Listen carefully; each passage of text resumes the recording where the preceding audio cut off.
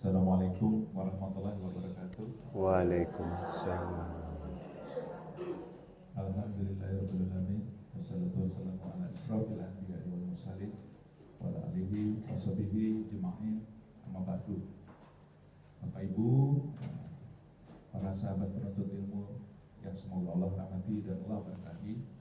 Alhamdulillah pagi ini kita dimudahkan Allah hadir di sebuah kajian yang semoga didoakan para malaikat katanya, yaitu kajian ilmu agama. Pagi ini memang ada khususan.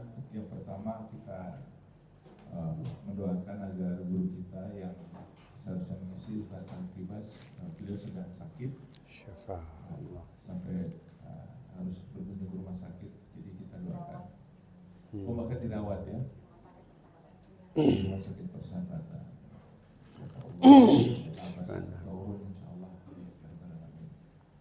Yang kedua, hari ini kita sudah mendapat pengganti guru kita yang lain yang sangat kita hormati dan cintai, Ustaz Dr. Ruli Marsabesi. Tema yang seharusnya adalah tentang hak lelaki di dalam rumah tangga. Namun karena ada kendala teknis, operator video kami berhalangan hadir karena anaknya sedang operasi, maka kami putuskan diganti. Mengapa?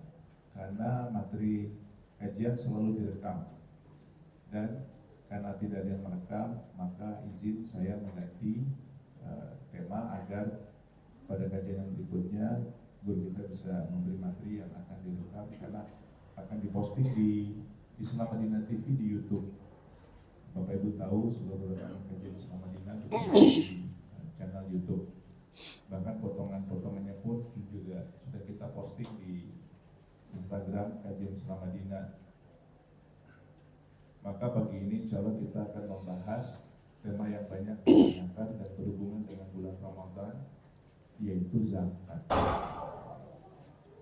Bapak Ibu silakan bertanya apapun nanti setelah materi dari beliau tentang zakat. Karena zakat ini Bapak Ibu tahu ayat yang menyandingkan sholat dan zakat itu kurang lebih 30 kali dalam Al-Quran.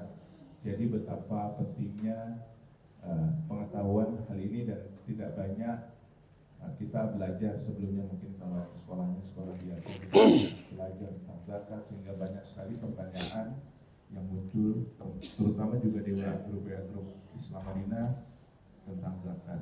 Maka mari kita nikmati kajian ilmu dari guru kita. Semoga Allah memudahkan menerima ilmu yang beliau sampaikan dan menerapkannya di dalam kehidupan kita sehari-hari. Jazakumullah khairan, barakallahu fikum. Assalamualaikum warahmatullahi wabarakatuh. Waalaikumsalam.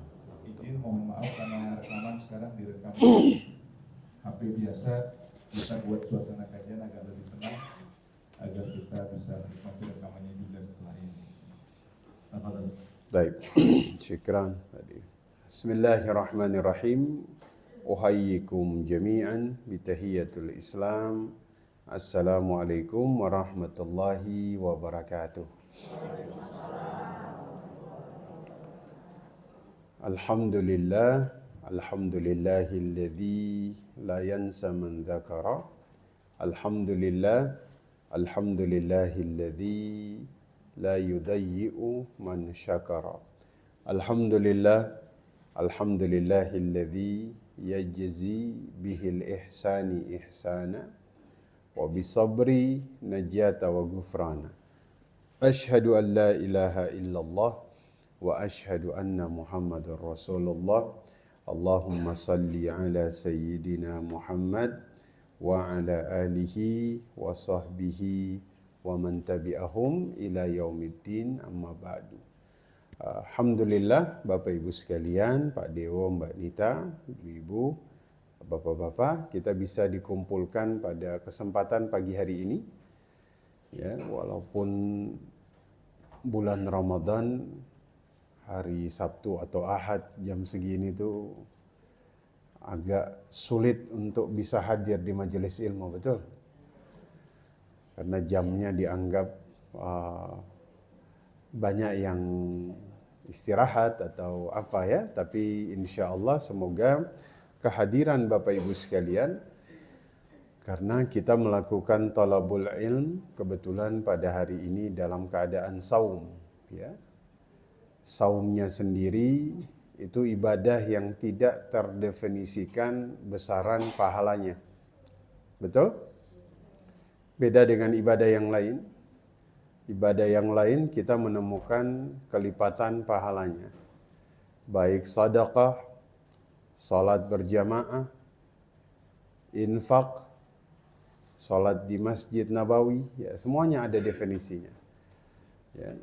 Namun ada pahala dari ibadah yang tidak didefinisikan pahalanya. Sampai hari kiamat Bapak Ibu cari tidak akan kemudian menemukannya, itu puasa. Jadi puasa hari ini kita gabung dengan menuntut ilmu, maka semoga pahalanya tidak terhingga. Amin ya rabbal alamin. Kita doakan mudah-mudahan Ustadz Salim Kibas Allah berikan kesehatan yang tidak menyisakan rasa sakit. Syafahullahu syifaan ajilah. Ya, syifaan la yughadiru saqama. Amin ya rabbal alamin. Tadi sudah disampaikan oleh Pak Dewo, jadi seharusnya judulnya tentang hak-hak seorang lelaki di dalam rumah tangga. Namun karena ada kendala teknis, kita ganti dengan bab zakat. Dengan bab zakat, ya. Nah, zakat itu kalau secara bahasa itu berarti taharah. Taharah itu berarti suci. Bisa diartikan sebagai an-nama. An-nama di sini artinya tumbuh dan berkembang. Tumbuh dan berkembang. Ya, jadi di sini tumbuh dan berkembangnya itu beda dengan definisi dari riba, begitu ya. Kalau riba itu raba yarbu. Sesuatu yang membesar, sesuatu yang bertambah tapi tidak diberkahi. Tapi kalau zakat an-nama, dia tumbuh dan berkembang kemudian diberkahi. Itu zakat. Ya, makanya kata Nabi Shallallahu Alaihi Wasallam, tidaklah harta seseorang itu berkurang dengan sedekah, dengan zakat, bal yazdad, tapi dia bertambah, dan dia bertambah. Itu yang disampaikan Nabi. Tapi kalau ada orang hartanya bertambah lewat riba, ya, misalnya dia ada pertambahan harta dengan riba, itu bertambahnya dengan tujuan akhirnya bukan berkah tapi apa? Binasa. Ya.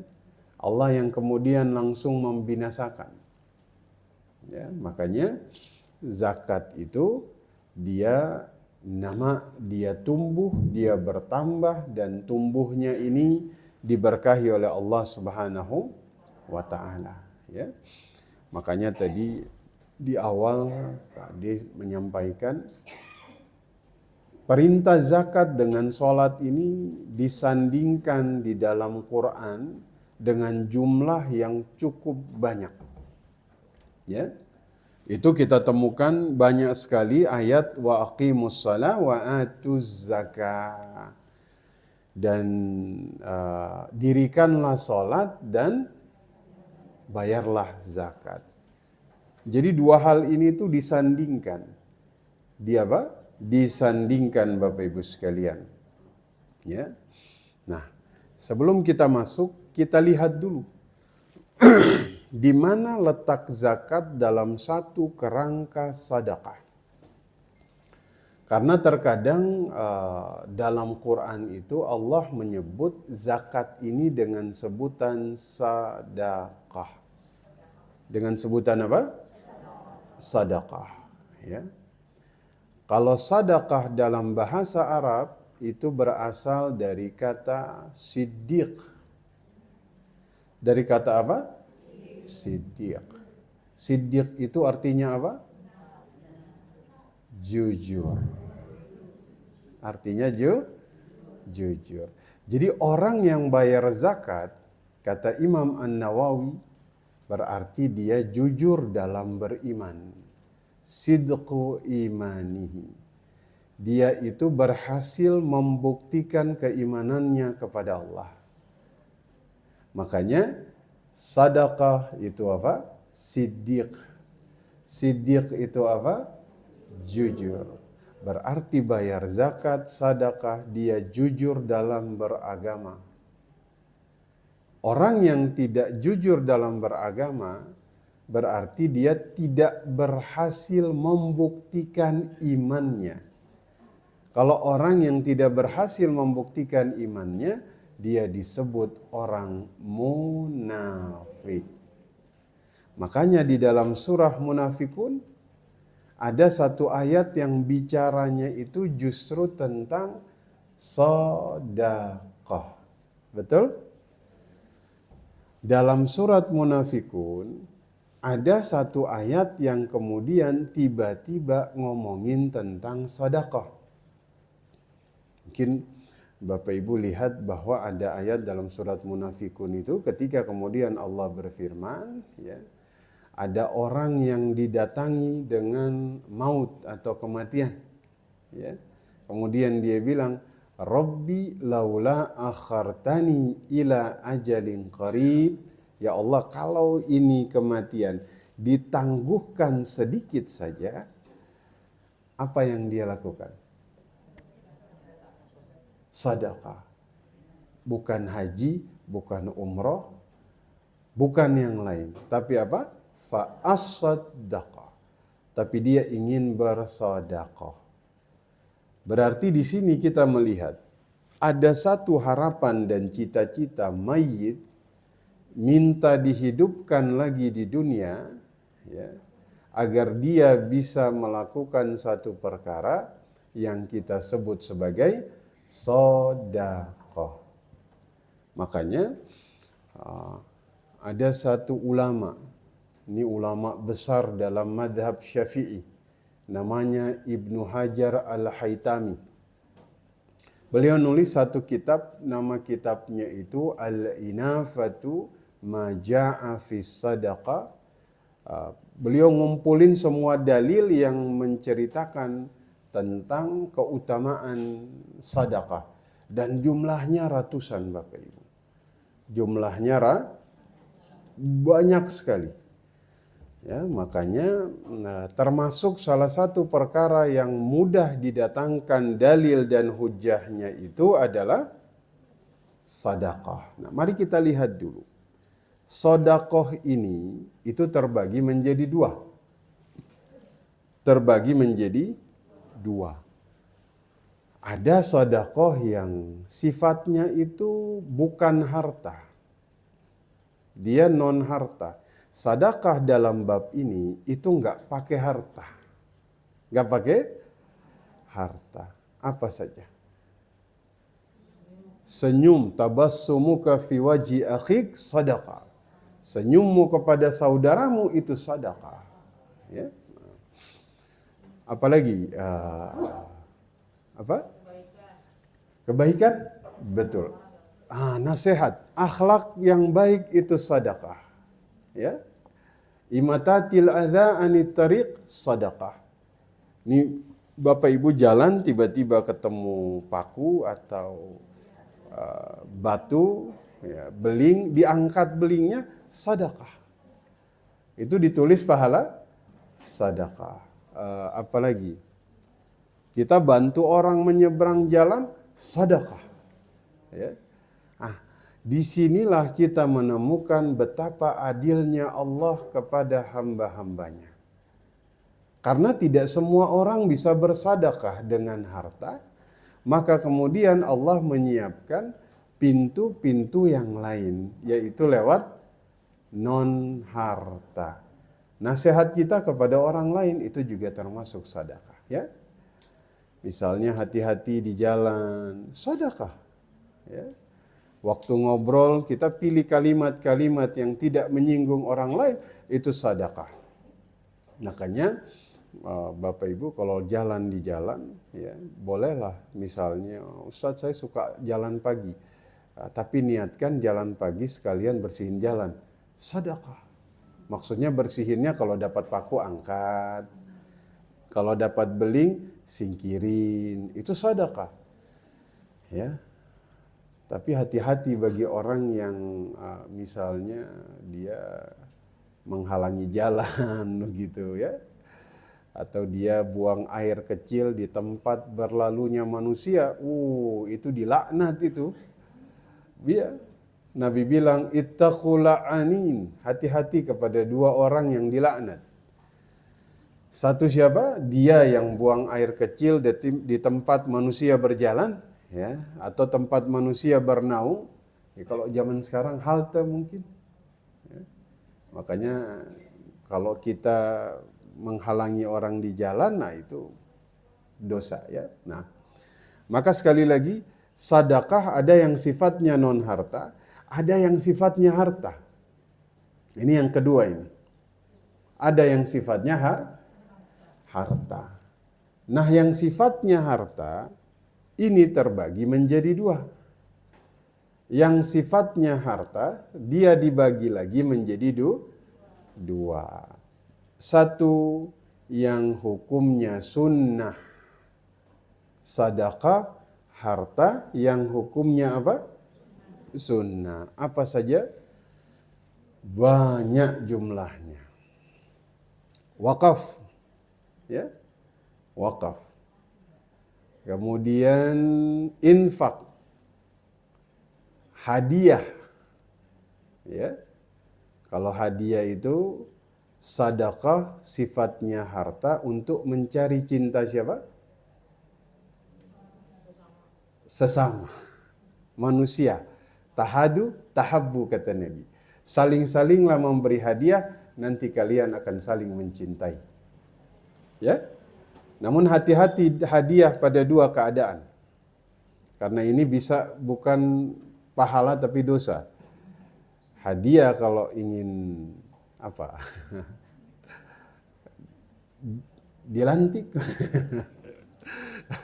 Hadiah biar dapat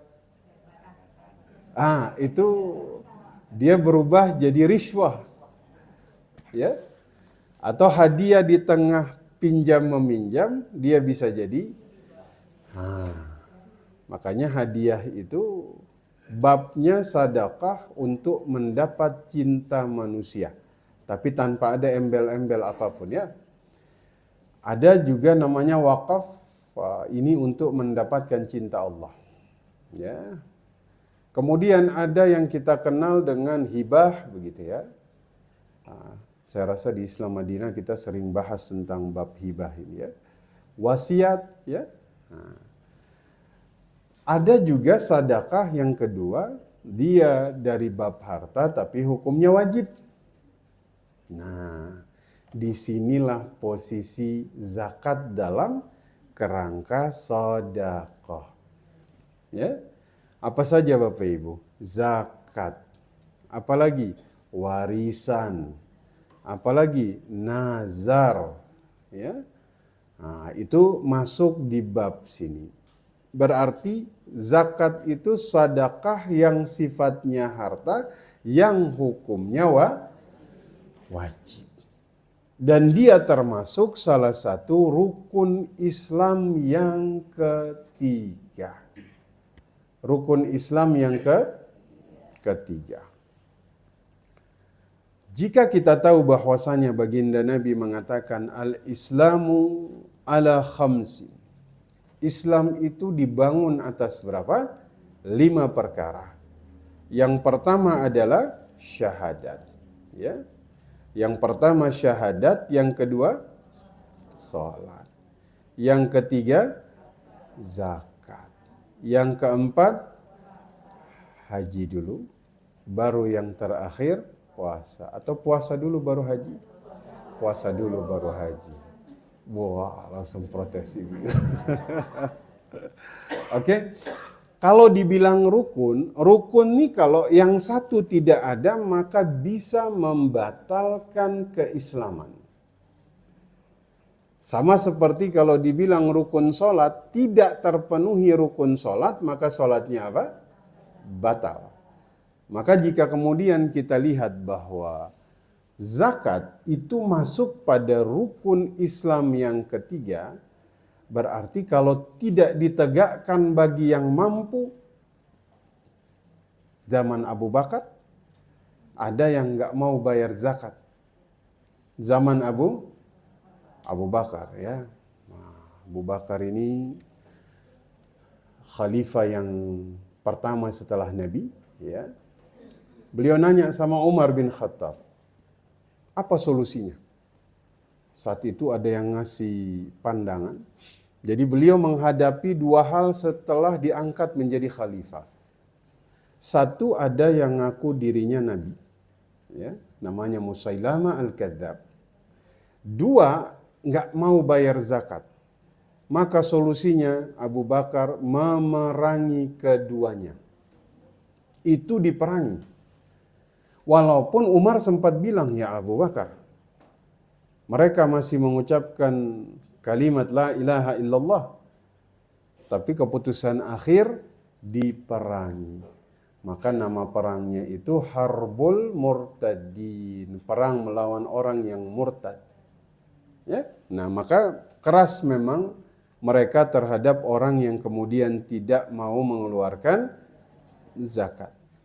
Kenapa? Karena kemudian Bapak Ibu sekalian, zakat ini termasuk salah satu dari rukun Islam. Jadi kalau misalnya Bapak Ibu sekalian membayar zakat tanpa ada satupun beban, ya, tanpa beban, ya. Maksud tanpa beban itu begini, dengan kesadaran penuh bahwa ini memang adalah perintah Allah Subhanahu wa Ta'ala. Ya. Ya. Boleh nggak bayar zakat dengan beban? Beban tuh maksudnya, loh kok banyak amat ini Ustadz. Kita pernah ngitung zakat, seseorang kemudian istrinya protes. Ustadz kok banyak banget ini zakat suami saya. Kita bilang, banyak, ibu harus, yang ibu dapat dari suami berapa? Nggak sebanyak kayaknya. Itu berarti ibu harus cek-cek ini. Berarti nggak semuanya dikasih begitu ya. Nah, kata Nabi SAW, ada 3 perkara.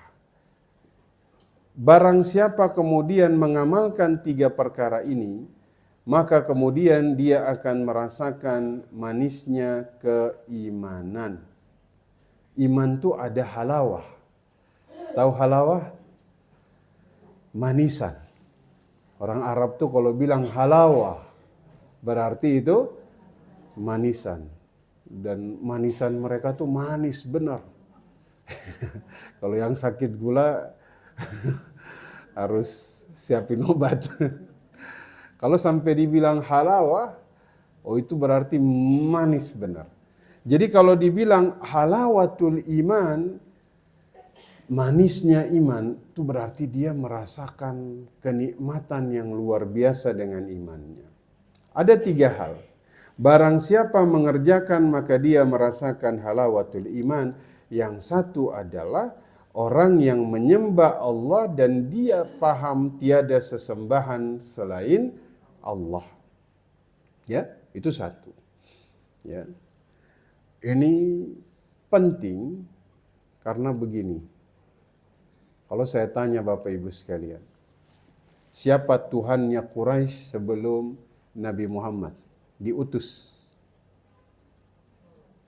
Siapa Tuhannya Quraisy sebelum Nabi Muhammad diutus?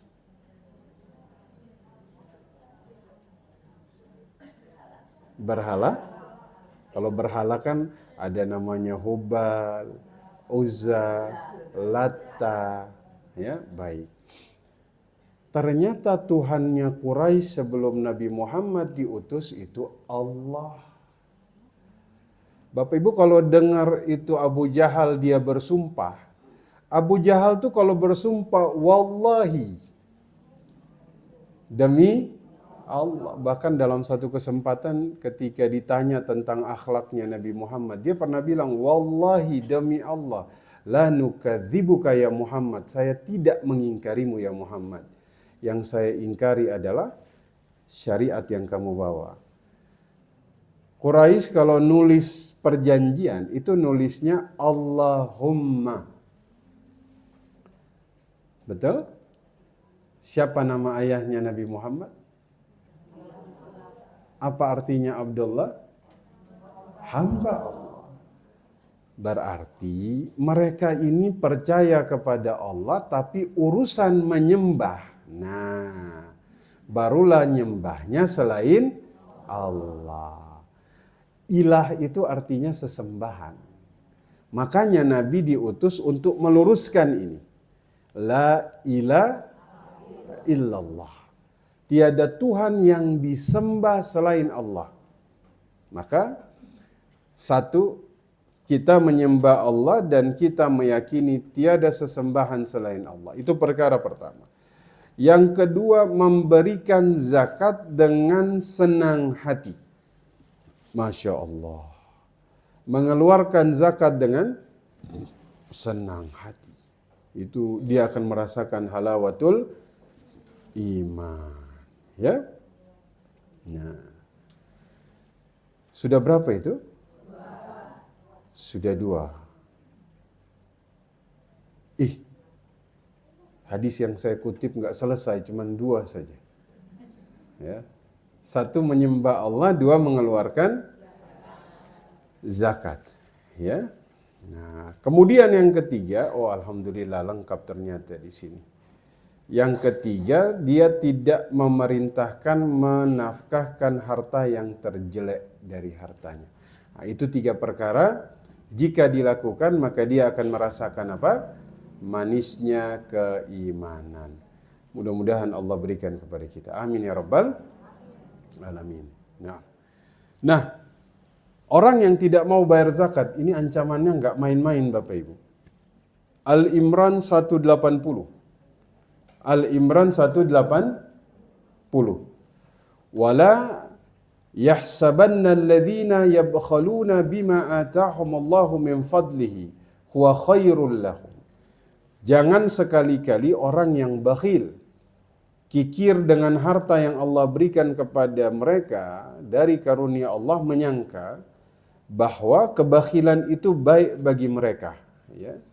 Bal huwa syarrul lahum sayutawwiquna ma bakhilu bihi yaumal qiyamah.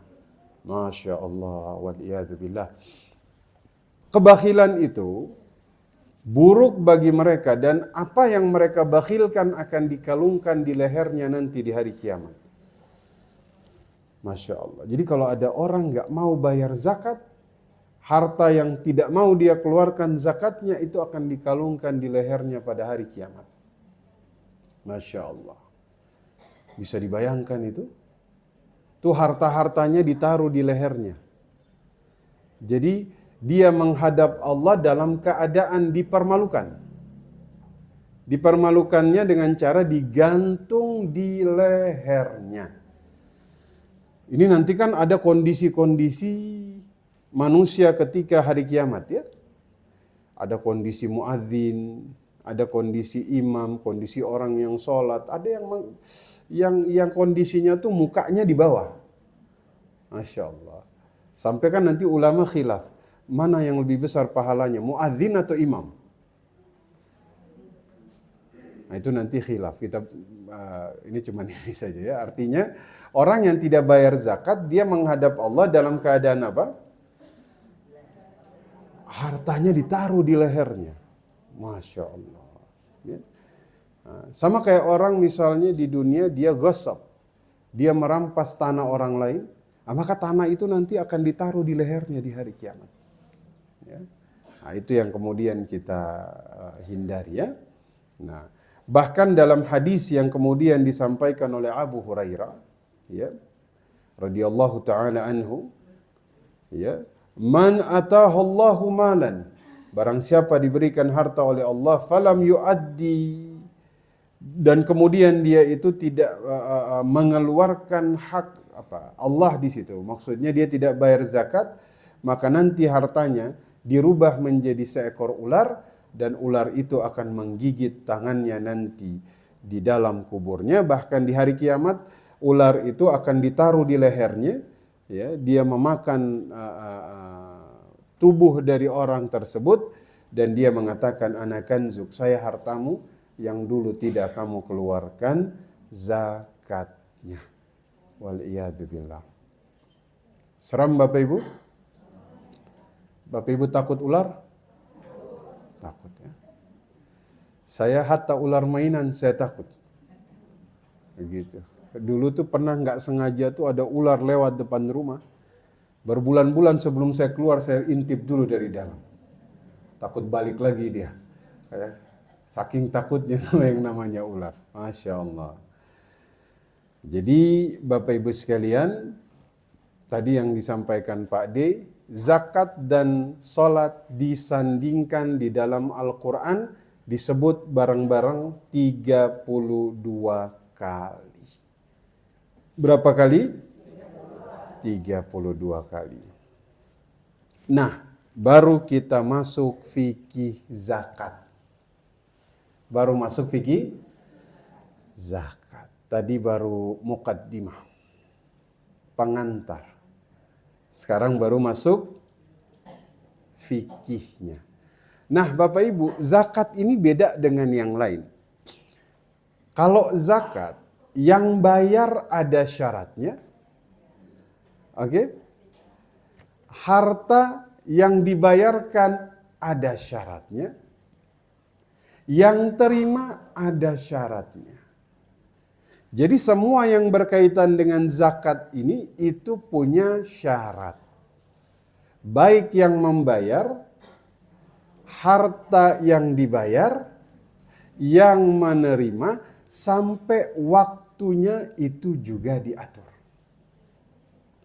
Beda dengan yang lain. Kalau sedekah yang lain, monggo silahkan.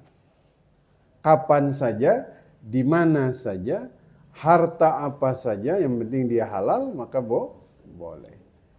Nah, maka mari kita lihat syarat wajib zakat. Syarat wajib zakat. Yang pertama yang menjadi syarat wajib zakat adalah Islam. Apa? Islam. Jadi kalau ada orang non-muslim mau bayar zakat, bisa? Gak bisa. Kenapa? Karena syarat pertama dia harus Islam. Ya? Nah, yang kedua, karena kedua ini dulu mungkin syarat ini sudah tidak ada lagi sekarang, merdeka. Merdeka. Yang ketiga, sempurna kepemilikan. Sempurna kepemilikan. Saya pernah ditanya, Ustadz, kebetulan yang nanya ini di dunia penerbangan. Saya tuh punya uang, Ustaz. Tapi belum ada di tangan saya. Uang ini tuh ya apa ya? Kayak dipotong sama perusahaan begitu. Nanti ada proyeksinya kalau dia pensiun, baru nanti dana ini dia dapat. Ditambah, itu bukan dana pensiun, tapi kayak apa ya? Bukan taspen. Ya pokoknya semacam pemberian dari perusahaan lah. Cuman belum ada di tangannya, kayak bonus begitu. Bonus ditahan, Masya Allah. Ini harus tanya sama orang keuangan memang. Bonus ditahan. Dia tanya, apakah saya harus bayar zakatnya? Harus? Kenapa? Belum sempurna. Karena tuh syaratnya tuh harus sempurna di tangan kita. Nah, sekarang muncul pertanyaan, lah Ustadz kalau syarat sempurna, gimana dengan uang saya yang saya hutangkan ke orang lain? Apa harus dikeluarkan zakatnya? Mari kita lihat pandangan Imam Syafi'i. Piutang itu ada dua. Ada lunak, ada keras. Apa maksud piutang lunak? Piutang yang potensi dibayarkannya ini ada. Paham Bapak Ibu? Misal ada orang pinjam uang kita dan uang itu uang yang ini orang dia selalu bayar dan dia punya track record memang membayar. Itu namanya piutang lunak ya.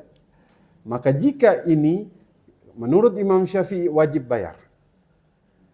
Misal kita punya uang berapa ibu-ibu? 3M. Baik, 3M. Betul. Jangan. 20M. Ini doa ini ibu-ibu. Buat ibu-ibu ya. Harus niat kayak begitu biar ya Allah kayaknya pengen ngeluarin zakat sampai 1 miliar begitu. Nanti Allah kasih kali 20, 40 kan kalau 1 miliar berarti dari harta berapa itu? 40? Nah, begitu. Misal punya uang 20 miliar, 10 ya? 10. 5 miliarnya dipinjam sama orang. Berarti di tangan tinggal 15. Yang pinjam 5 ini kebetulan dia memang amanah di dalam mengembalikan. Maka hitung itu sebagai zakat. Namun, kalau piutangnya ini keras, maksudnya ini Ustadz udah nggak dibayar 2 tahun, 3 tahun, 4 tahun, maka itu tidak dihitung karena termasuk piutang keras. Jelas? Ya? Baik. Syarat yang keempat, zakat itu harus dari hasil usaha yang baik. Dari hasil usaha yang baik. Kenapa? Kalau misalnya ada orang profesinya rampok, misalnya. Dia rampok bank 10 miliar, Pak. Terus biar bersih keluarin 2,5. Nah, insya Allah sisanya bersih, nggak bisa. Zakat itu hanya bisa dari hasil usaha yang baik. Innallaha tayyib la yuqbalu illa minat tayyib. Allah itu baik dan hanya menerima kecuali dari yang baik. Jadi nggak bisa. Ini bahaya kalau misalnya ada orang begal, ya, hasil dapat 200 juta, dia zakat 2,5, sisanya alhamdulillah bersih sekarang. Nggak bisa. Itu tuh nggak bisa dibersihkan, selamanya nggak bisa dibersihkan. Cara bersihkannya itu cuma dengan satu, kembalikan. Itu baru bersih. Tapi kalau misalnya dia ingin bersihkan zatnya, nggak akan bersih-bersih. Ya, nah, maka dia hanya boleh dengan hasil usaha yang baik. Sudah berapa Bapak Ibu? Sekarang yang kelima, cukup nisab. Cukup apa? Nisab. Apa itu nisab? Nisab itu batas minimal harta seseorang kena zakat. Jadi ada batas minimal Bapak Ibu. Tidak semua harta itu kena zakat.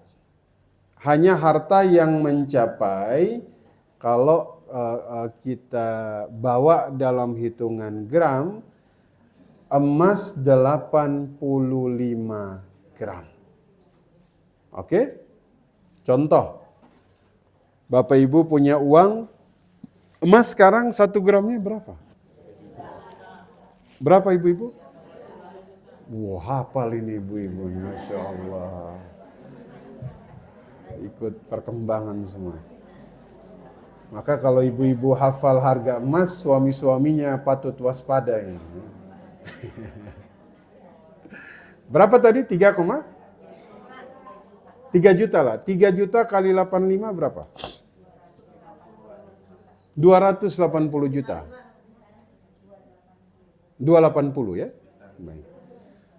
Berarti nisabnya kalau pakai harga emas sekarang, semua orang yang punya uang 280 juta ke atas, 255 ya, 255 juta ke atas, itu kena zakat. Kena zakat. Namun ada yang menggunakan perak. Kalau perak nisabnya itu 196 gram. 196 gram. Kalau emas 85 gram. Tapi jumhur tetap menggunakan emas sebagai ukuran. Ya, kenapa? Karena harganya lebih Kalau perak sekarang turun. Sehingga nilai perak zaman dulu yang digunakan sebagai standar itu mungkin harganya itu sudah kalah jauh dari emas. Maka tetap pakai emas. Berarti yang punya uang misalnya 280 juta kena di atas nisab, ya. 300 juta kena. Ada orang punya uang tepat 255 juta kena. Kalau tiba-tiba berkurang 240 juta kena? Enggak kena.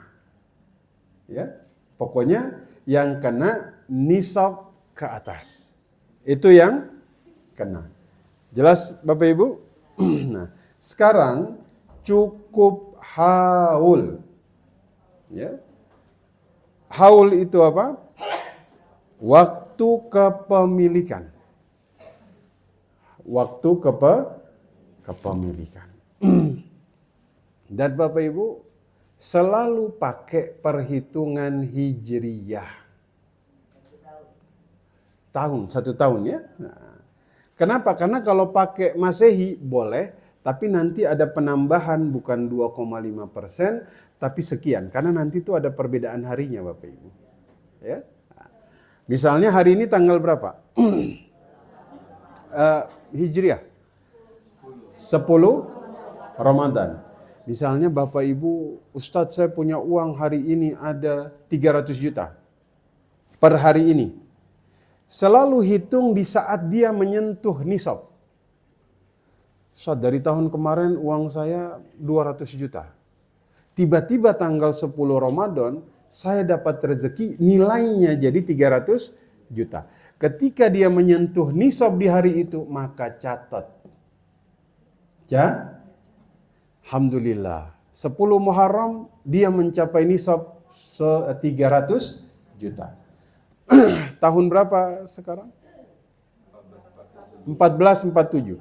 Berarti dia ngeluarin zakat nanti tahun depan 1448. Jelas Ibu, Bapak-bapak?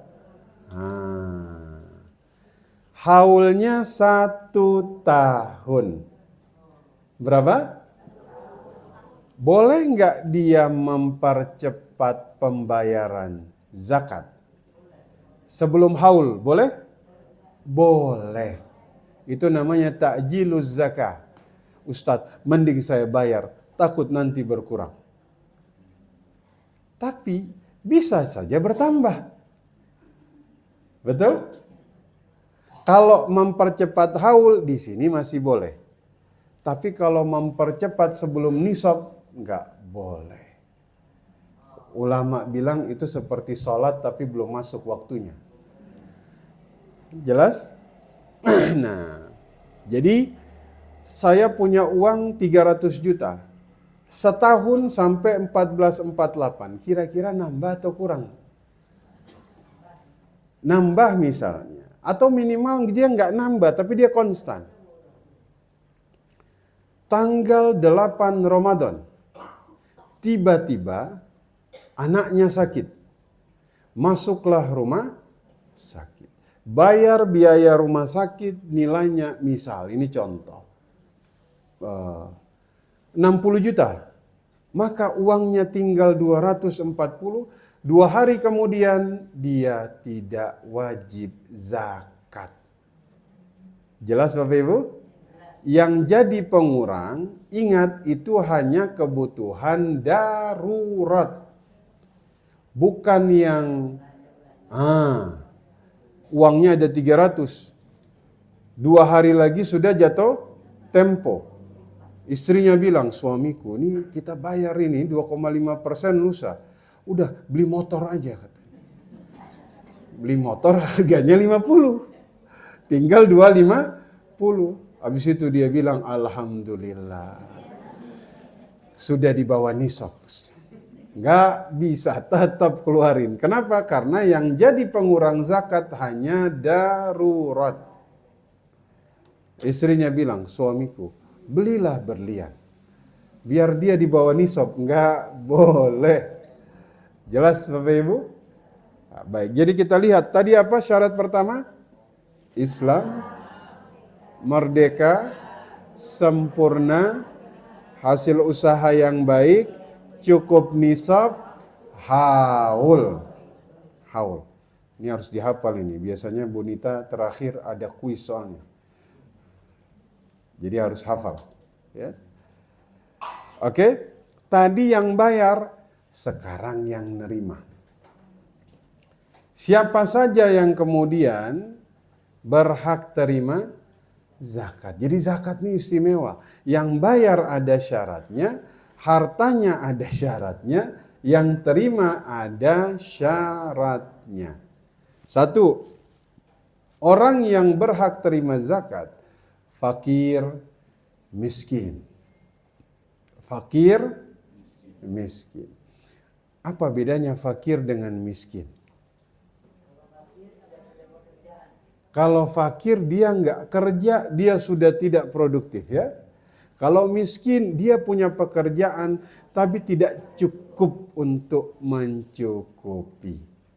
Maka dua-duanya dapat zakat. Fakir dan miskin. Ya. Fakir orang yang patah tulang belakangnya. Orang kalau patah tulang belakangnya dia nggak bisa berdiri. Untuk cari harta. Harta itu kan dalam bahasa Arab itu sering diartikan sebagai al-qiyam. Qiyam itu artinya berdiri. Ya. Kalau dia nggak punya harta, otomatis dia nggak bisa berdiri dengan tegak. Dia nggak bisa cari harta. Maka dia disebut fakir. Dia nggak bisa kerja. Maka dia wajib dapat zakat. Jelas Bapak Ibu?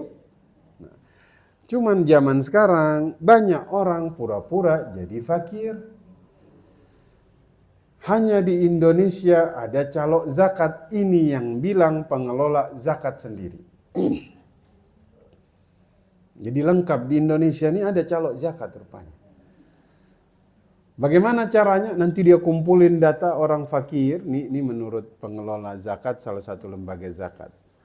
Habis itu dia bawa ke lembaga, dikasih zakat, habis itu bagi hasil dengan dia. Calo zakat. Ya. Nah, miskin, nah ini punya pekerjaan tapi dia nggak bisa mencukupi, maka dia juga dapat zakat. Ya. Kemudian yang selanjutnya amil zakat.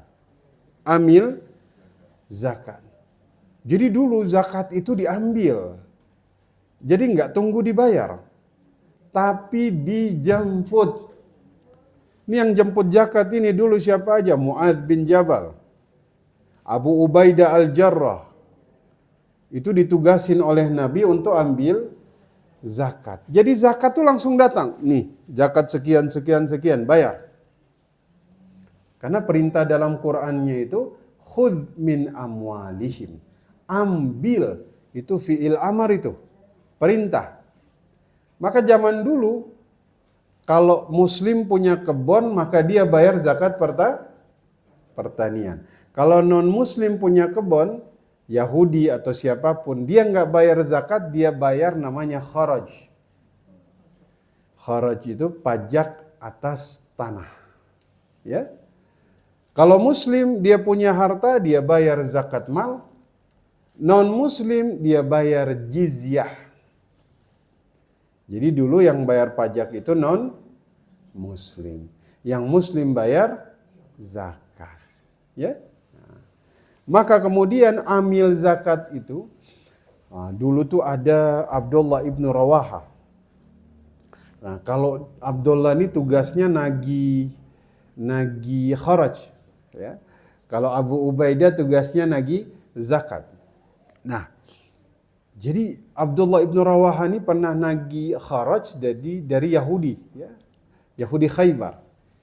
Nah, Yahudi ini udah ngumpulin emas, ngumpulin duit semuanya. Karena orang Yahudi itu kan demen suap orang. Yahudi itu suka nyuap, ya. Mereka pikir nanti dia datang, kita kasih uang biar nilai kharajnya ini diturunkan. Waktu datang mereka kasih emas, apa kata dia? Wallahi demi Allah, kalian bangsa Yahudi makhluk Allah yang paling saya benci. Tapi kebencian saya kepada kalian tidak akan membawa saya berbuat zalim kepada kalian. Artinya kalian bayar pun tidak saya terima. Dulu yang bayar orang Yahudi. Sekarang Muslim pun bayar. Maka amil zakat itu orang yang tugasnya ngumpulin zakat.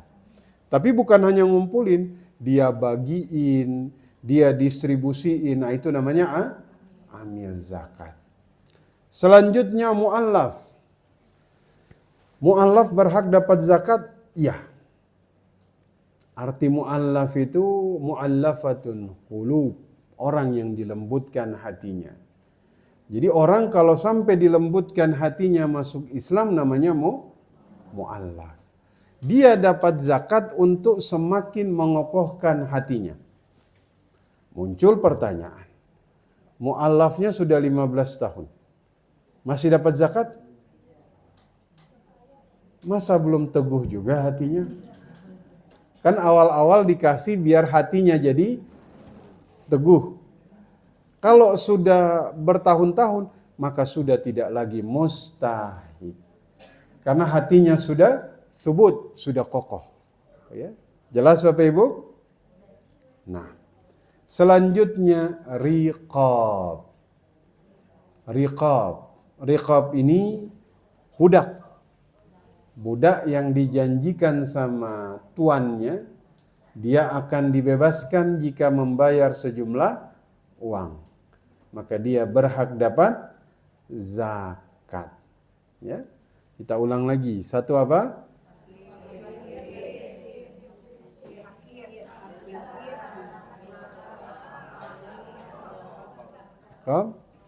Selanjutnya gharimin. Gharimin ini orang yang kelilit hutang. Orang yang apa? Kelilit hutang. Ya.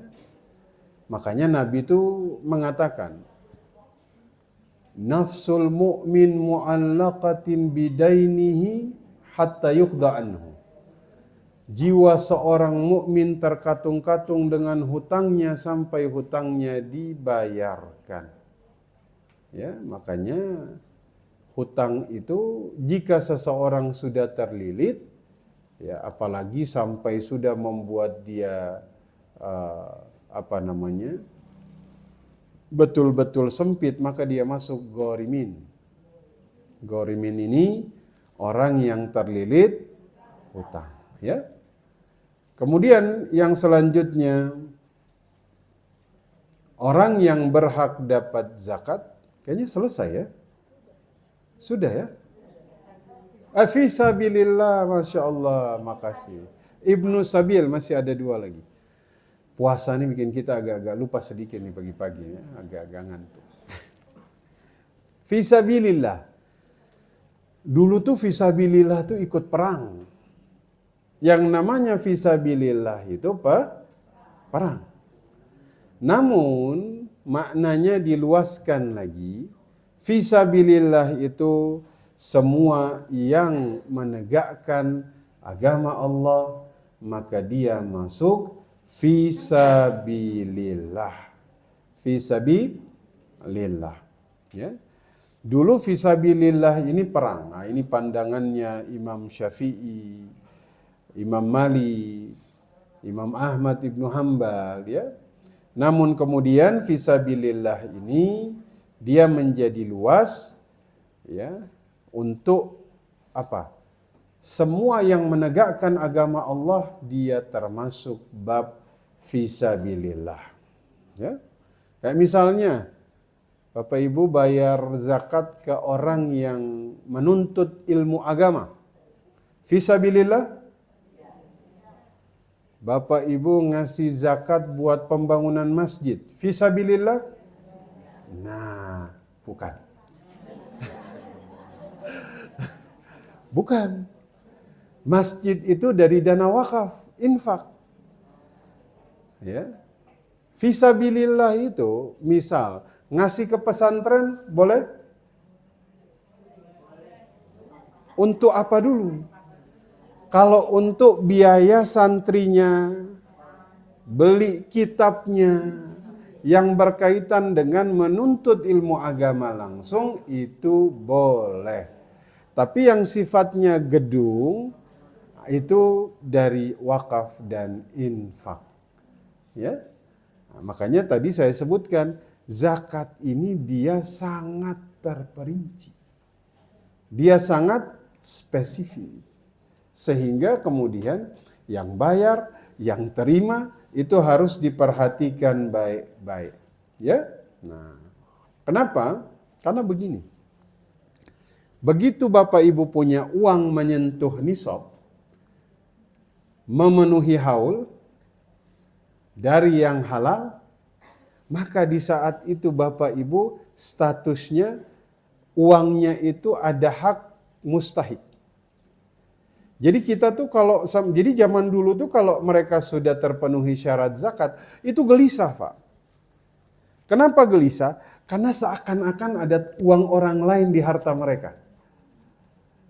Jelas Bapak Ibu? Ini ada hak mustahik di sini ini. Dan ini bukan lagi milik saya. 2,5% sudah jadi milik mereka. Maka harus cepat-cepat saya keluarkan. Makanya ketika ada orang, dia terhutang zakat misalnya. Dia nggak bayar zakat 3 tahun. Apakah cukup dengan bertaubat kepada Allah? Nggak cukup. Kenapa? Karena ada 2 hak di sini. 1 hak Allah, 2 hak mustahik. Hak Allah bisa selesai dengan taubat. Tapi hak mustahik yang lain tidak selesai dengan taubat. Selesai dengan cara dibayarkan. Kenapa? Karena lagi-lagi tadi saya bilang, begitu menyentuh nisab, begitu menyentuh haul, maka pada titik itu ada harta orang lain 2,5% di tangan kita. Siapa saja? Fakir miskin, mu'allaf, amil, ibnu sabil, gharimin, ya, fi sabilillah. Maka layaknya orang nitipin uang ke kita, itu kan gelisah kita, betul? Ini amanah. Amanah harus disampaikan.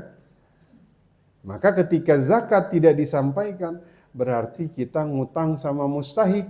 Bisa jadi di hari kiamat kita dituntut. Masya Allah. Ya. Makanya urusan zakat ini tidak sesederhana yang kita bayangkan. Ya. Nah. Muncul pertanyaan, Ustadz, apakah kemudian rumah saya kena zakat atau tidak? Rumah saya ada 6, Ustadz. Kena zakat? Enggak kena. Tapi kalau rumah itu jadi barang dagangan baru kena. Kalau kontrakan yang kena hasilnya. Rumahnya enggak kena. Jelas ya. Kecuali jika, nah ini yang punya kontrakan ini kayaknya. Kecuali misalnya nih, ibu punya rumah ada 6, Bu.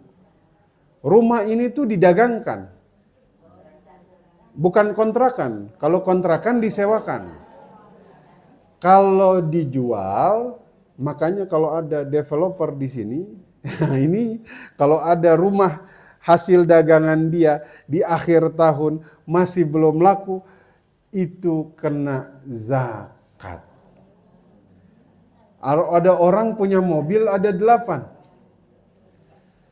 Kena zakat? Enggak. Tapi kalau itu mobil dagangan, kena zakat. Itu namanya zakat perdagangan. Ya, contoh, ini contoh misal. Ada ibu-ibu punya bisnis jilbab. Misal ini, ya, bisnis jilbab. Dia punya mesin apa itu? Bukan, yang agak lebih konveksi. Konveksi. Nah, akhir tahun dia pengen ngitung zakatnya.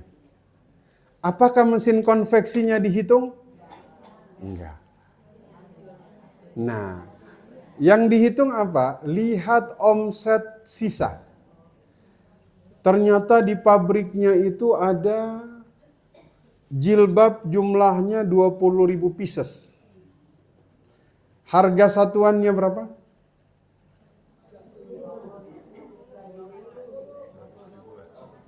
Nah, ini muncul pertanyaan, Ustadz, ini yang dihitung harga modal atau harga jual? Harga jual. Namanya qimah. Oke? 25 dikali 20.000 berapa Ibu?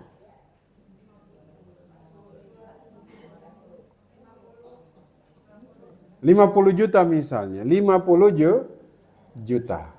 Ya, ada 50 juta dari harta 500 juta. Bukan 50. 500 20.000. Berarti 500 juta, oke? Ingat, nisab perdagangan itu sama dengan nisab zakat mal. Berarti di atas nisab, di atas.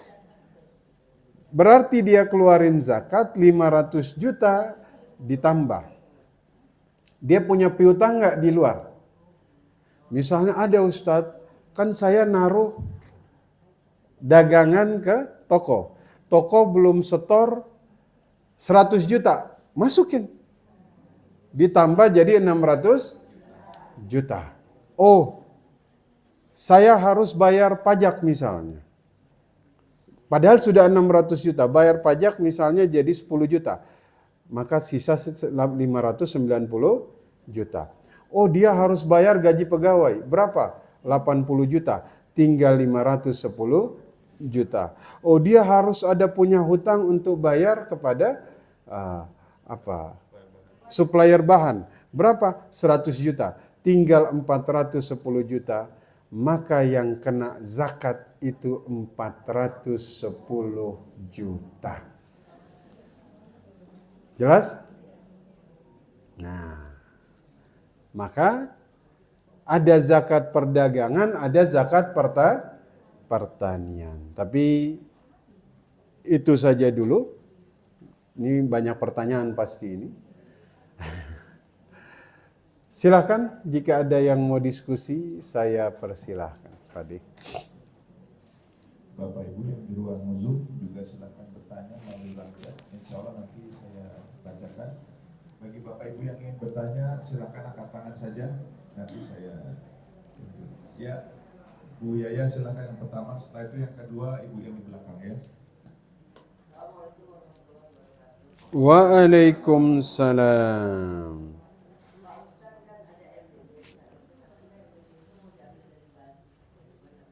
Wih, berat ini pertanyaannya ini.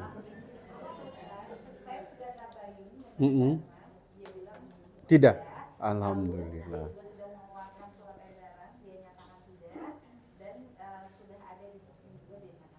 Alhamdulillah. Lega saya langsung. Karena ini jawabannya berat ini kalau ternyata benar. Berarti enggak Bu ya? Aman. Makasih Bu Dokter.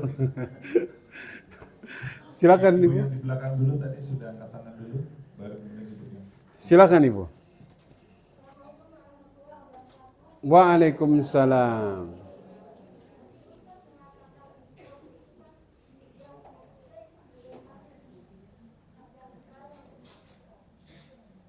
Gimana Ibu? Oh, budak. Baik. Riqab. Nah, zaman sekarang riqab ini sudah tidak ada. Ya, sudah tidak ada. Cuman Malaysia itu di antara ada pandangan dari ulamanya yang memasukkan buruh migran yang kemudian mereka mengalami penganiayaan atau kezoliman. Nah, itu mereka masukkan. Tapi budak itu sudah tidak ada. Ya, sudah tidak ada sehingga mustahik dari bagian riqab ini ya kalau zaman sekarang mungkin sudah tidak ada lagi, Bu ya. Seperti itu. Jadi fisabilillah perang itu diluaskan menjadi orang yang menegakkan agama Allah. Kalau riqab mungkin sudah tidak ada. Kalaupun kemudian ada perbudakan yang kemudian terjadi, maka dia masuk begitu ya. Cuman secara hukum sosial sekarang sudah tidak ada. Wallahu a'lam. Ya, yang terlantar atau yang dizolimi, haknya tidak dipenuhi, ada yang kemudian memasukkan itu. Ya bisa jadi, cuman bukan berarti mereka budak, bukan ya. Tapi untuk mengklasifikasikan mereka mendapatkan dari bagian situ. Seperti itu. Wallahu a'lam. Ibu yang di tengah silakan. Silakan Ibu.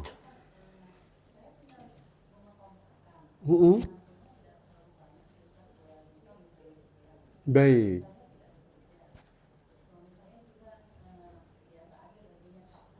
Baik. Baik.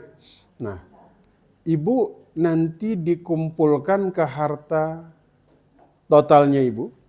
Lihat di akhir tahun. Keluarkannya setelah dia bercampur dengan harta keseluruhan di haulnya. Ya. Ada yang kemudian mengeluarkan begitu dapat keluar, begitu dapat keluar. Ibu dapat masuk ke harta inti, nanti pertambahan totalnya di akhir tahun Ibu hitung. Kalau dia masuk nisab bayar, kalau tidak masuk tidak bayar. Ya. Intinya Allah tuh tidak membebani kita melebihi kemampuan. Ya. Silakan. Wah ini kalau yang nanya beliau nih biasanya berat ini.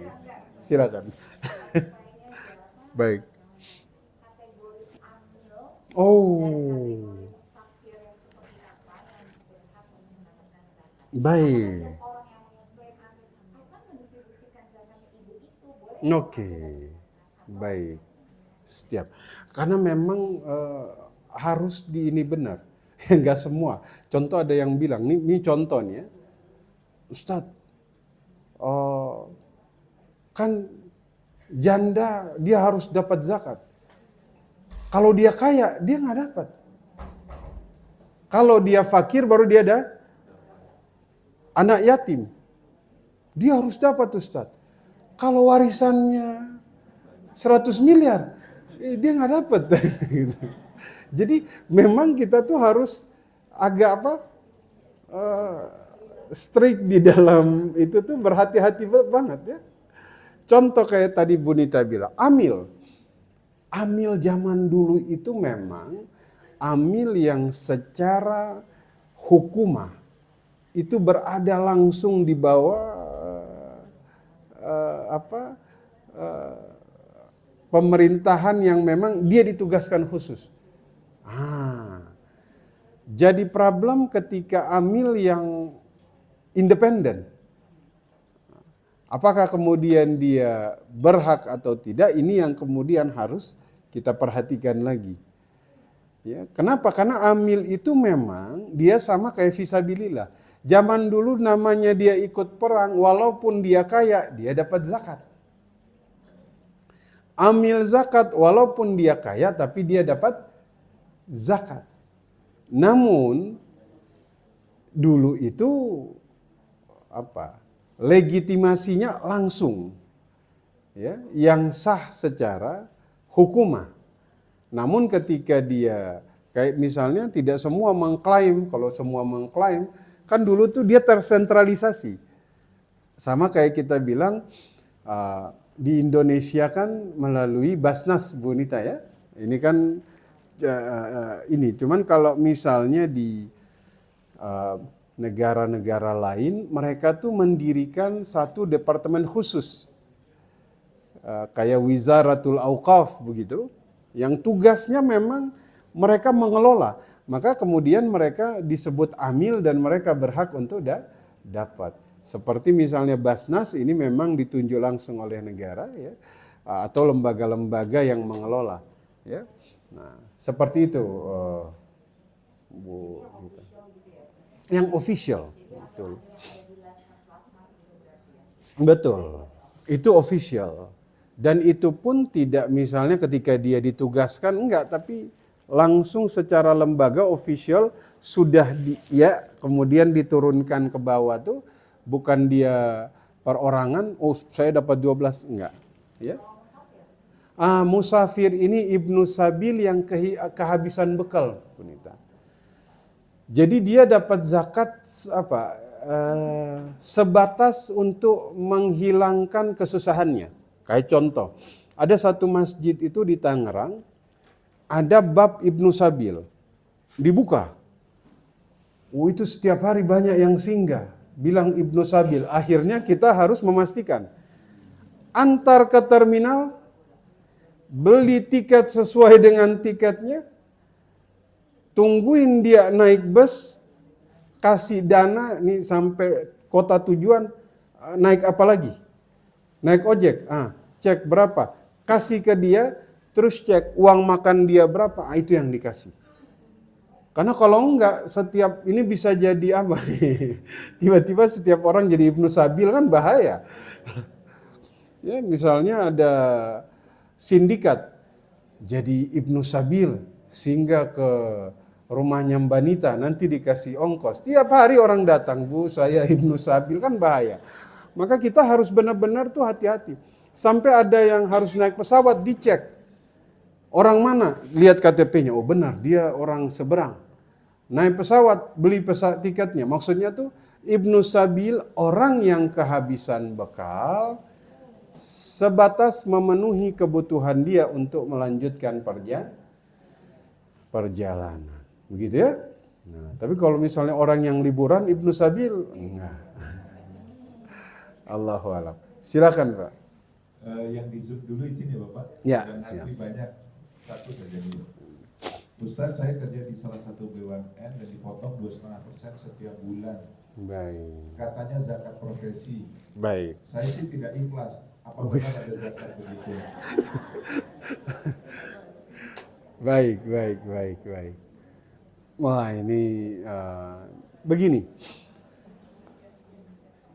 Ada ijtihad tentang zakat profesi ya, yang dikiaskan ke zakat pertanian.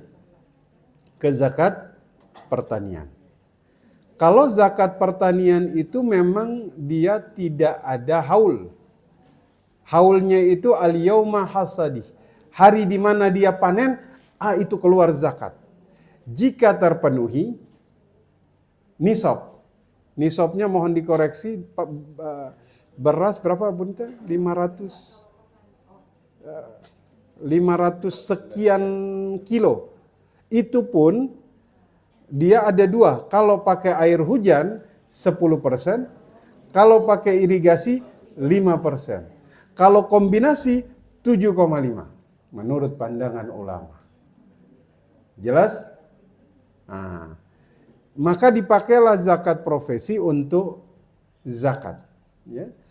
Pandangan kedua, mereka tetap menyatakan zakat ya zakat. Haulnya 1 tahun. Ya. Maka jika kemudian dia dipotong dengan menggunakan zakat profesi, kalau saya pribadi, ya, seharusnya memang tidak 2,5, 5 atau 10. Ya, kayak contoh profesi nih, kita bicara profesi.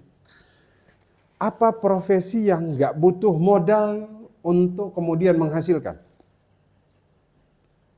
Apa kira-kira? Broker. Broker tuh kan dia nggak butuh ada modal. Maka sama seperti pertanian, dia pakai air hujan, berarti 10%. Ya. Apa profesi yang butuh modal? Kalau dia butuh modal, maka 5%. Jadi memang seharusnya pakainya itu perhitungannya kalau mengkiaskan pertanian berarti hitungannya juga presentasi pertanian. Tapi saya secara pribadi ya saya tetap menghormati yang berijtihad profesi. Cuman kalau saya lebih kepada zakat dengan aturan bakunya. Nah, nisab baru keluar, haul 1 tahun baru bayar. Begitu ya? Nah, Allahu a'lam. 720 kilogram ya. Itu hitungan nisabnya. Jadi kayak misalnya Bapak Ibu punya beras gitu. Itu sudah gabah atau langsung ini, Bu Nita? Jadi 5 wasok itu kalau dikonversi 700 gabah. Oh, baik.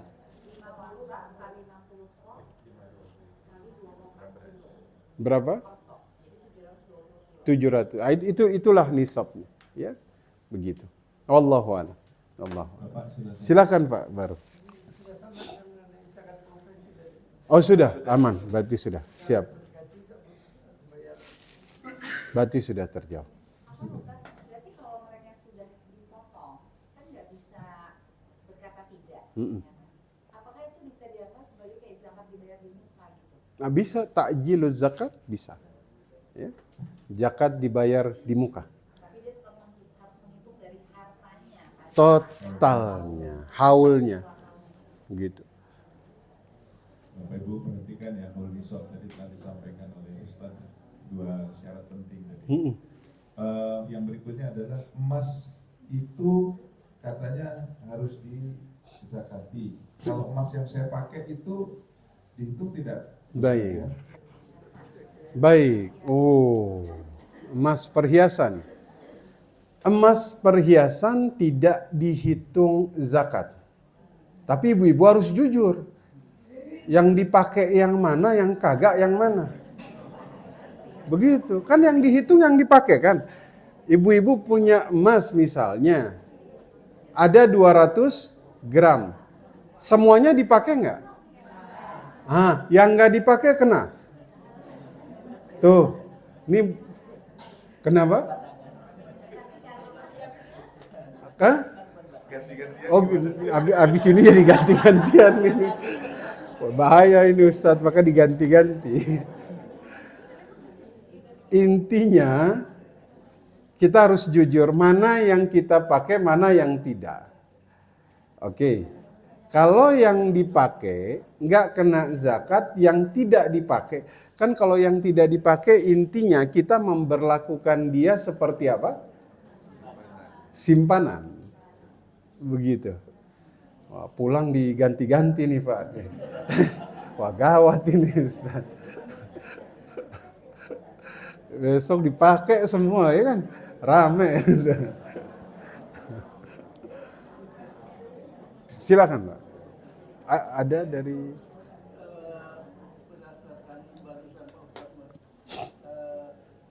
berdasarkan harus dengan kejujuran, saya kembali lagi ke zakat profesi.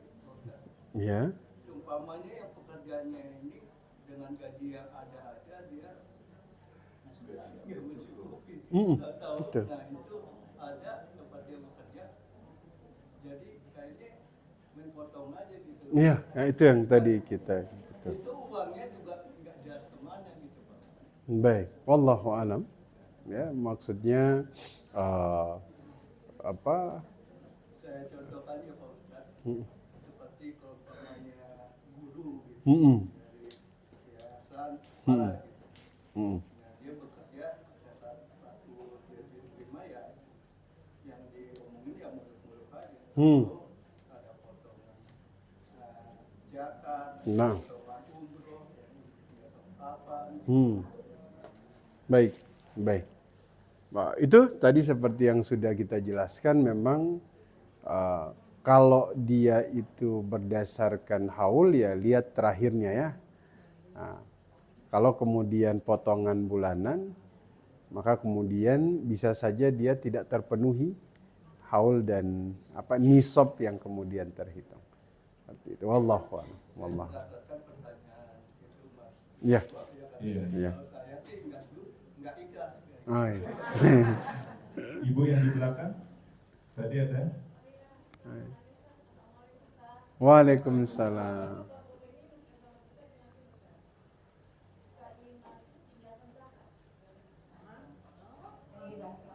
Oh, baik. Kita skip dulu ya Bu ya, nah, karena nanti harus tabayun dulu untuk lihat full dan konteks. Ya. Karena bisa saja yang kita lihat mungkin konteksnya beda atau ternyata itu potongan dari yang ini. Jadi kita skip dulu. Iya. Banyak nih. Oh, Yang banyak ini dulu. ini. Bapak-bapak gantian. Ganti ya. Habis itu ibu-ibu, Ibu-ibu. terus yang di Silakan, Zoom. silakan. Zoom udah ramai ya, Pak? Di Zoom juga ramai rupanya. Jadi mungkin ini sering terjadi di masyarakat. Iya. Musola mengumpulkan zakat. Baik. Kemudian pengurus menganggap bahwa dirinya sebagai pengurus. Nah. Dan pengurus juga menganggap mereka sebagai disabilitas. Dan mereka mengharapkan mendapatkan dua bagian itu. Baik. Pandangan aku gimana? Nah, wah ini. Dulu Bapak Ibu, zakat itu dikelola di Baitul Mal. Dulu. Ya. Dari zaman Nabi, Khulafaur Rasyidin, Umayyah. Kemudian terjadilah perluasan wilayah. Teritorinya besar, terjadi peperangan. Maka untuk membiayai perang diambillah dari zakat yang ada di Baitul Mal. Kesini-sininya mulai kehilangan mosi kepercayaan kepada Baitul Mal. Akhirnya bermunculan pengelola-pengelola yang independen. Artinya mereka langsung. Ya. Akhirnya ya kita menemukan sekarang banyak sekali pengelola-pengelola zakat independen, misalnya masjid, ya dia mengelola zakat, dia ngumpulin. Memang amil ini, makanya tadi saya bilang amil ini itu dulu tuh berada betul-betul legitimasinya Baitul Mal. Ya.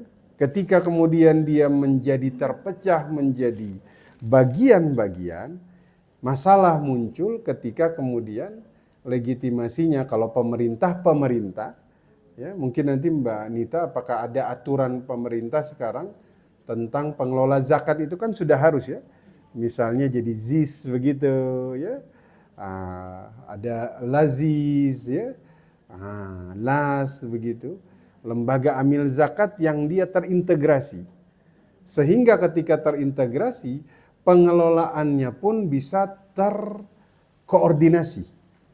Kalau kemudian ada yang tidak terkoordinasi, disinilah nanti kita menemukan, karena berbahaya Bapak Ibu. Ya, bahaya kan namanya harta ini kalau bukan orang yang amanah. Nabi pernah mengatakan, inna likulli ummatin fitnah. Semua umat bisa kena fitnah. Ya, apa fitnahnya kaum Ad kekuatan, Bani Israel wanita, ummati itu mal, harta. Ya, maka ketika dia pengelola dia mengklaim, ya, nah ini seharusnya tuh pemerintah mengatur sehingga pengelola-pengelola yang tersebar ini dia terintegrasi, jadi pengawasannya itu jadi lebih baik seperti itu. Ya, karena kalau semua mengklaim kan bahaya juga ketika dia ambil ya 12,5. Ini pertanyaan berikutnya yang di Zoom dulu barangkali ya. Baik. Panjang sekali. Banyak Kalau soalnya. dibacakan. Baik. Gantian habis itu ibu-ibu, habis itu baru bapak-bapak lagi. Siap. Ustadz, zakat ternyata kan lebih mulia dibanding bayar pajak ya. Boleh nggak ya saya bayar pajak malas-malesan dan saya mendahulukan zakat?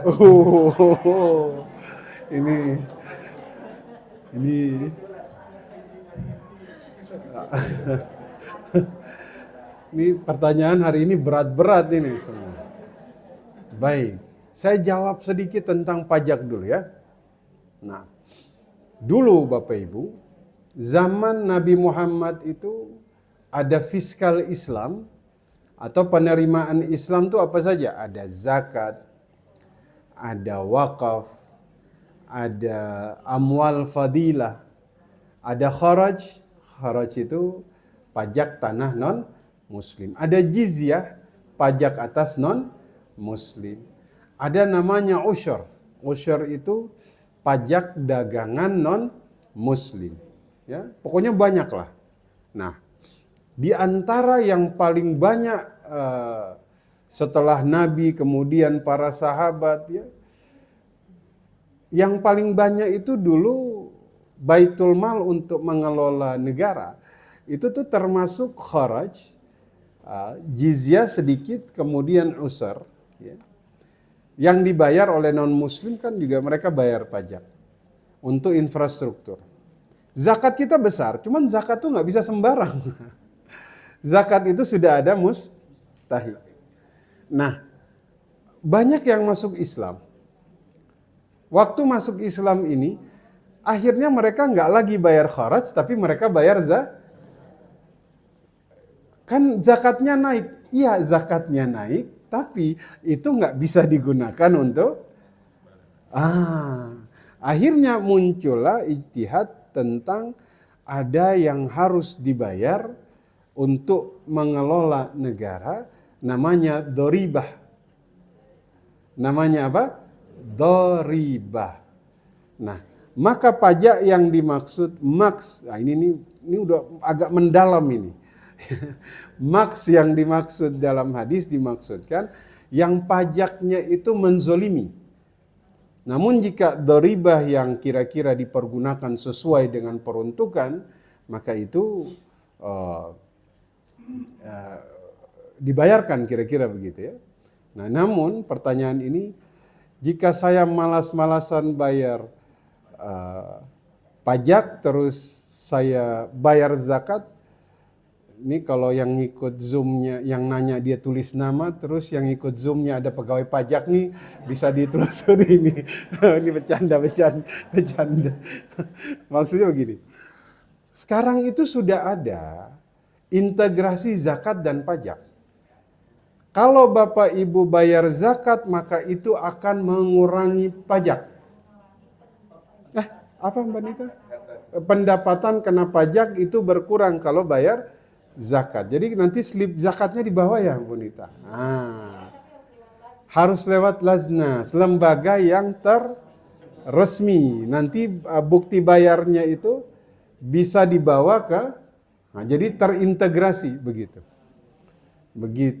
Jadi nanti yang nanya bolehlah dibayar ke lembaga resmi, ya, nanti mengurangi pajak, pendapatan kena pajak. Itu sudah diintegrasikan. Biar orang dia tetap gitu. Allahu a'lam. Next, Pak Adi. Ibu-ibu dulu satu. Silakan. Ustaz, apakah investasi kita yang dalam bentuk mudharabah, Iya. kerjasama, itu dizakatkan? Oh baik, investasi. Misalnya kita bekerja sama dengan murid, kita di usaha jahit gitu. Baik. Kita kasih uang 100 juta, diupayakan oleh dia, diberikan mesin jahit, lalu kan ada risiko bahwa itu tidak kembali. Baik. Nah, itu dianggap kata Imam Syafi'i seperti piutang. Lunak. Ya, yang dia punya proyeksi dikembalikan. Nanti dari ra'sul mal. Ra'sul mal itu pokok harta atau modal kita ditambah dengan bagi hasilnya semua kena zakat. Seperti itu. Ya. Silakan. Bapak-bapak dulu. Bapak-bapak, habis itu ibu-ibu. Siap, silakan. Ustaz mau tanya, tapi ini sebenarnya meneruskan pertanyaan soal tadi nisab. Oh, nisab. Seperti emas tadi kan berapa gramnya Baik. relatif tergantung penilaian masing-masing. Begitu juga dengan harta. Nah, pertanyaan saya begini,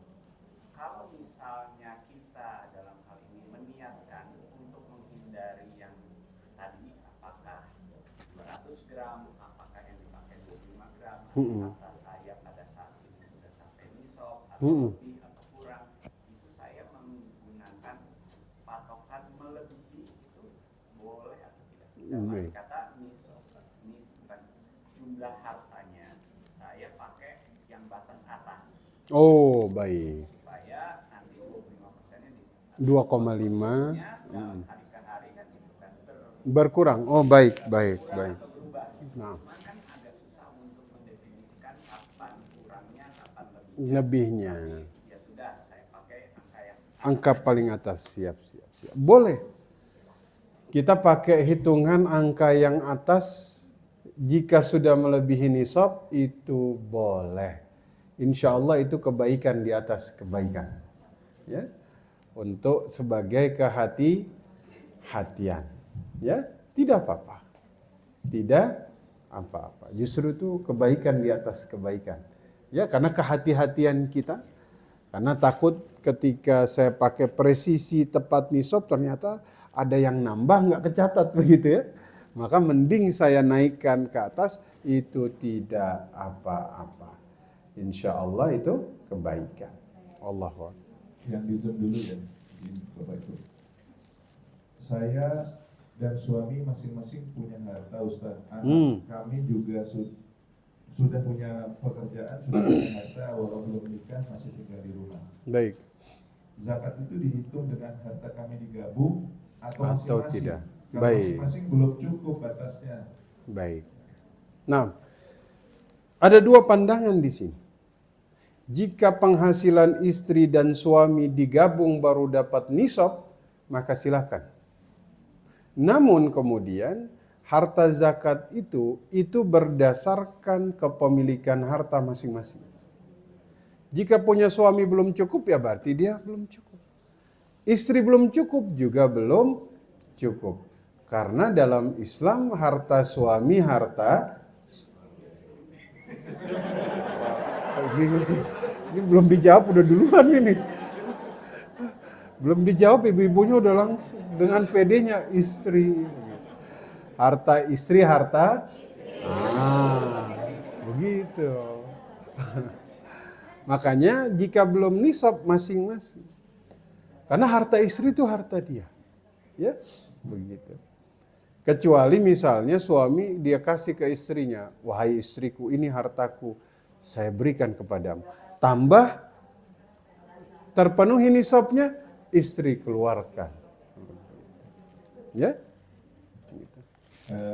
Ada ibu, sekarang ibu-ibu ya tanya. Silakan. Silakan.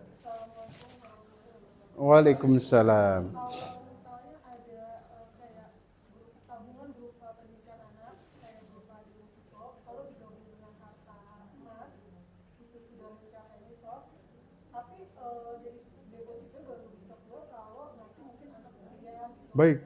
Itu bagaimana perhitungannya? Baik. Bagaimana dengan harta emas yang memang kita miliki, tapi karena kurang suka pakai perhiasan, cuma sebagai disimpan tapi tidak berniat untuk invest juga gitu. Itu bagaimana gitu? Baik. Wah, ini saya agak bingung ini. Tidak dipakai buat perhiasan, tapi tidak niat invest juga. Karena pemberian. Karena pemberian. Baik. Hadiah ya. Maka kemudian kalau intinya kalau tidak dipakai, maka masukkan itu sebagai harta zakat. Ya. Kalaupun dia pemberian, kenapa? Karena dia jadinya harta yang tersimpan. Ya. Jadi saran saya itu dimasukkan saja. Ya. Yang pertama, punya deposito untuk pendidikan anak. Maka itu termasuk harta kepemilikan kita. Kalaupun tadi piutang di tangan orang lain saja, kalau piutang lunak dia masuk, kalau deposito itu masuk. Tetap masuk. Ya? Seperti itu. Wallahu a'lam. Wallahu a'lam. Silakan Ibu. Bapak-bapak dulu. Oh, Bapak-bapak dulu sebentar. Itu ibu-ibu ya. Waalaikumsalam. Saya di sini kan kita tadi masalah zakat nih Pak. Hmm. Kan kita ada yang sekarang sudah Hmm.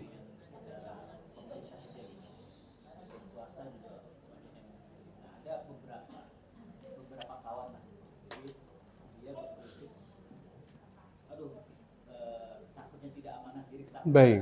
Jadi kita langsung menyalurkan kepada yang Berhak. berhak langsung. Mungkin tetangganya lah ya, Nah. ada yang fakir atau yang miskin. Akhirnya mereka udah tahu hitungannya berapa zakatnya. Baik. Mereka berikan langsung ke orang yang menerima itu apa hitungannya apa hukumnya seperti apa gitu. Baik. Nah, kalau dia punya pemahaman tentang mustahik, silahkan. Karena kan mustahik itu punya kriteria yang memang dibahas dalam fikih. Misal dia tahu, oh tetangganya nih fakir. Fakir, berarti nggak punya kerja. Ya.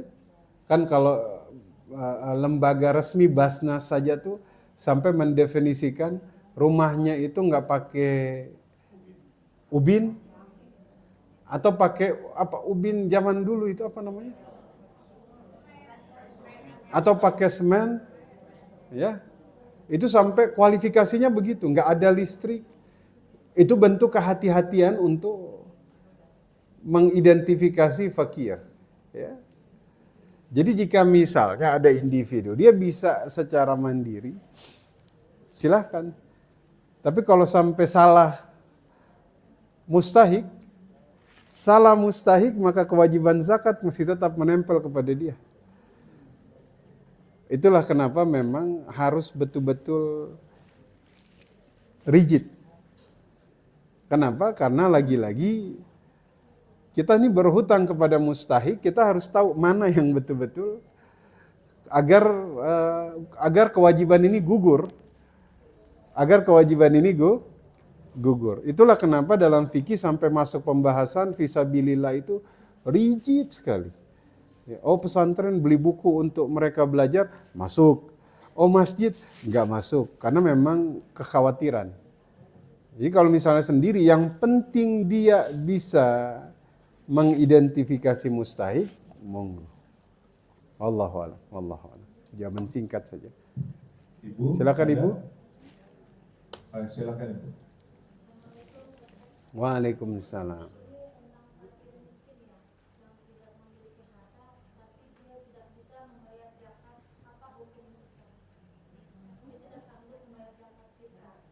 Oh, zakat fitrah. Baik. Zakat fitrah, ya. Baik. Orang yang punya harta yang bisa dia makan hari ini dan besok hari, maka dia wajib bayar zakat fitrah. Kalau memang dia nggak punya makanan hari ini cuman cukup setengah hari, besok berarti sudah tidak bisa, maka dia tidak wajib bayar zakat fitrah. Ya, seperti itu. Baik, yang di Zoom dulu ya. Ustaz, saya punya usaha catering. Karyawan saya ada beberapa tapi gajinya di bawah UMR. Baik. Bolehkah saya berikan zakat kepada mereka? Yang kedua, ada orang berhutang sama saya. Orang yang tidak punya, bolehkah saya berikan zakat sebagai pelunasan hutang kepada dia? Baik. Taib. Zakat gak boleh dijadikan sebagai pelunasan hutang. Gak boleh. Karena zakat itu hakikatnya kita berikan, kita bayarkan. Gak bisa, gak usah bayar hutang, anggaplah itu zakat. Gak bisa. Gak bisa. Kalaupun misalnya ini orang udah kelilit utang banget begitu. Misalnya, terus kita tuh ngasih uang ke dia, terus dengan uang itu dia bayar hutang ke kita, dan dia dalam kondisi gharim, kita ngasih zakat, nah ini boleh.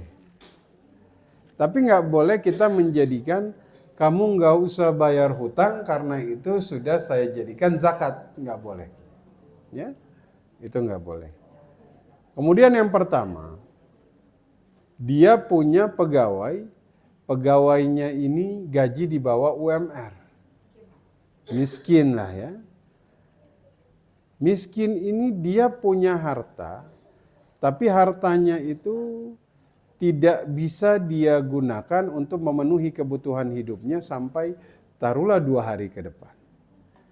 Kalau UMR saya rasa masih sanggup. Saya sarankan kasih ke mereka lewat sedekah biasa. Zakat kasih ke yang lain. Jangan takut. Sedekah tidak akan mengurangi harta. Kan kadang ada orang daripada ke yang lain mending ke. Karena juga kemudian orang yang dapat zakat itu kita nggak ngasih zakat kepada orang yang di bawah tanggungan kita. Ya, misalnya tanggungan kita ya mereka dapat sedekah. Ya kalau orang yang kerja sama dia itu kan berarti tanggungan dia ngasih dari bab sedekah saja. Zakat kasih ke yang lain, insya Allah makin bertambah. Wallahu a'lam. Bapak-bapak ada lagi? Kalau tidak ada, ibu-ibu ada? Kalau tidak ada, yang di Zoom dulu satu ya. Baik. Ustaz, tetangga saya terlibat pinjol. Berulang kali kambuh kayaknya. Baik. Boleh nggak sih saya kasih zakat ke dia? Nah, zakat itu syaratnya dia berhutang untuk sesuatu yang mubah. Jika dia berhutang untuk sesuatu yang kira-kira terlarang, kan zaman sekarang ada orang ngutang pinjol buat main judi online. Iya, ini jadi lingkaran setan ini. Kalau pinjaman online buat main judi online. Atau yang apa itu Pak De yang sekarang tuh yang aplikasi yang gorornya tinggi gitu. Trading lah begitu ya. Nah, ini kan berarti dia berhutang bukan untuk sesuatu yang mubah ya. Mubah itu sesuatu yang dibolehkan. Kalau misalnya dia bertaubat kepada Allah atas hal tersebut, barulah dia bisa dapat zakat. Tapi kalau berulang-ulang, mending arahkan ke mustahik yang lain. Ya, begitu. Wallahu a'lam bishawab. Wallahu a'lam. Tadinya kita niat bahas rumah tangga ini ya. Kayaknya bahas zakat. Bu Juanita ada kuis hari ini? Oh ada. Kan Kuis makanya berhadiah. saya suruh hafal makanya tadi. Hadiahnya rahasia ya. Oh. Berapa Bu Juanita? 5. Oh 5, Masya Allah. Oh 5, saya yang nanya. Iya. Baik. Iya tutup aja dulu, tutup dulu. Nah, baru habis ini Baik, yang di tanya. ruang Zoom karena ini kuis tidak melibatkan Baik. jemaah yang di Zoom, kita tutup dengan doa kafaratul majelis. Subhanaka Subhanaka Allahumma wa bihamdika asyhadu an la ilaha illa anta astaghfiruka wa atubu ilaik. Assalamualaikum warahmatullahi wabarakatuh. Waalaikumsalam.